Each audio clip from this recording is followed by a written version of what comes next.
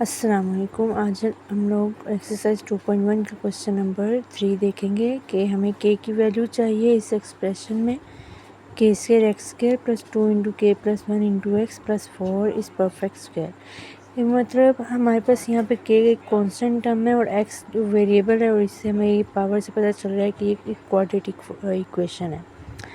और हम लोग जो ये आज एक्सरसाइज कर रहे हैं ये क्वाड्रेटिक इक्वेशंस का ही आगे फ्लो चल रहा है, यानी कि हम लोगों ने डिस्क्रिमिनेंट जो हमने लास्ट टाइम देखा था वो भी हम लोग क्वाड्रेटिक इक्वेशंस का ही निकालते हैं। तो हमारे पास ये भी क्वाड्रेटिक इक्वेशन है, लेकिन शर्त है कि परफेक्ट स्क्वायर है, ठीक है। और दूसरी बात ये कि हमें के की वैल्यू निकालनी है। मैंने यहाँ पे क्वेश्चन लिख लिया है। सबसे पहले तो मुझे इसका डिस्क्रिमिनेंट चाहिए। डिस्क्रिमिनेंट के लिए मुझे ए जो मिला है वो के स्क्वायर है, बी जो मिला है वो 2 इंटू के प्लस 1 है, और सी हमारे पास है 4 कॉन्स्टेंट है, ठीक है। और डिस्क्रिमिनेंट का हमारे पास क्या फार्मूला होता है, b square minus 4ac। B square मैं लगाती हूँ यहाँ पे 2 into K plus 1 whole square, ठीक है। मैंने क्यों लगाया, क्योंकि पहले से एक ब्रैकेट में टर्म मौजूद है, इसलिए मैंने स्क्वायर ब्रैकेट लगाया। माइनस 4 इंटू के स्क्वायर, सी आएगा 4, ठीक है। अब ये 2 का स्क्वायर हमारे पास 4 होता है। अब अंदर जो के प्लस 1 है इसका मैं स्क्वायर लूँगी तो ए प्लस बी होल स्क्वायर वाला फॉर्मूला आएगा, के square plus 1 plus 2k minus 4 4 ज़र 16 और आगे के स्क्वायर, क्योंकि के स्क्वायर इस तरह से मल्टीप्लाई हो जाएगा। अब यहाँ का जो 4 है वो इन तीनों के साथ मल्टीप्लाई हो जाएगा, 4k स्क्वायर प्लस 4 2 ज़र 8k माइनस 16k स्क्वायर। अब ये के स्क्वायर वैल्यू है, एक ये के स्क्वायर की वैल्यू है, तो ये कट हो जाएंगी, तो हमारे पास बन जाएगा 16 में से 4 निकालेंगे तो माइनस 12 के स्क्वायर, ठीक है, 12 के स्क्वायर प्लस 8 के साथ ही मैं अरेंज भी कर रही हूँ प्लस 4, ठीक है। इतना तो मैं यहाँ पे थोड़ा सीधा इसे अरेंज कर देती हूँ।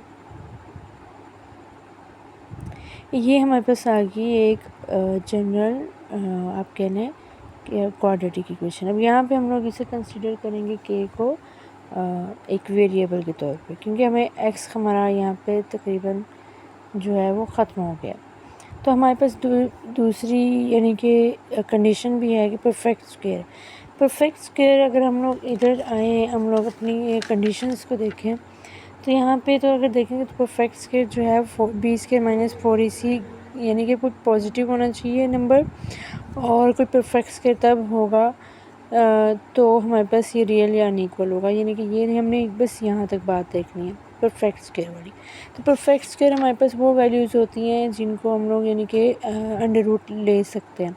अब देखें हमारे पास इस वक्त कोई फ़िलहाल हमारे पास कोई एग्जैक्ट वैल्यू नहीं मौजूद, जैसे उन्होंने कहा परफेक्ट स्क्वायर, तो हम लोग लेट कर लेते हैं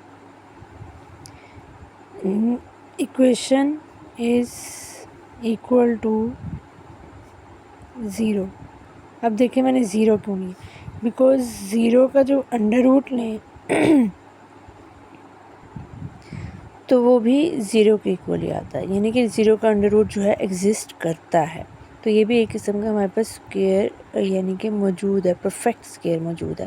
तो मैं क्या कहूँगी कि ये मेरी इक्वेशन जो है वो ज़ीरो के इक्वल हो गई है।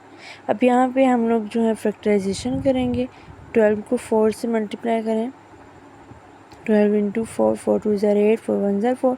तब हमें 48 का एलसीएम लेके वो पेयर बनाना है दो लफ्ज़ों का, जिसको मल्टीप्लाई करें तो 48 है और प्लस या माइनस करें तो 8 है।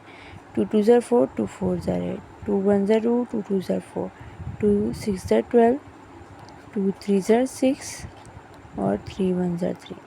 अब अगर मैं देखती हूँ यहाँ पे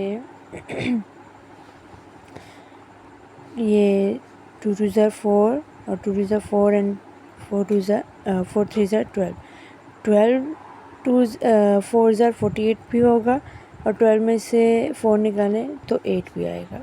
12 के स्क्वायर प्लस 12 के, ठीक है, प्लस 4 के प्लस 4 इज़ इक्वल टू 0।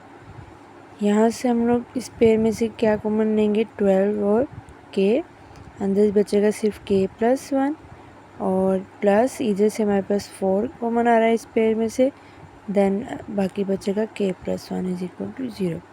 बाहर वाले जो हम लोग लेंगे तो 12k प्लस 4 और अंदर वालों को हम अलग कर लेंगे। यहाँ से हम लोग पहले वाले पेयर में देखते हैं 12k plus 4 is equal to 0। तो यहाँ से जो 4 है वो जब दूसरी तरफ जाएगा तो 12k जो है वो इक्वल हो जाएगा -4 के, क्योंकि यहाँ पे प्लस है। और ये जब 12 मल्टीप्लाई हो रहा है दूसरी तरफ जाएगा तो ये बन जाएगा k इज इक्वल टू -4/12, क्योंकि डिवाइड हो जाएगा। तो 4 1 ज़ा 4, 4 3 ज़ा 12, ये क्या बनेगा, k की वैल्यू -1/3। एक तो ये आ गई और दूसरा हमारे पास है k plus 1 is equal to 0। तो ये जो प्लस 1 दूसरी तरफ जाएगा तो k इज इक्वल टू -1। ठीक है, हमारे पास k की 2 बार। बिल्कुल इसी तरह हमारे पास ये वाला जो क्वेश्चन है इसमें वो कह रहे हैं इक्वल। इक्वल तो हमारे पास एक ही कंडीशन है कि हमारे पास जो डिस्क्रिमिनेंट है वो 0 के इक्वल हो जाएगा।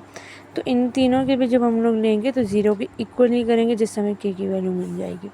ठीक है, ये तीनों यानी कि दोनों सवाल एक ही तरह से, लेकिन यहाँ पे 0 को हमने परफेक्ट कंसीडर करना है और यहाँ पे हमने डिस्क्रिमिनेंट को ही 0 के इक्वल कंसीडर कर देना है। ठीक है, बाकी जो क्वेश्चन है वो थोड़े से डिफरेंट हैं, लेकिन ये मैंने आपको बता दिया एक जैसे हैं।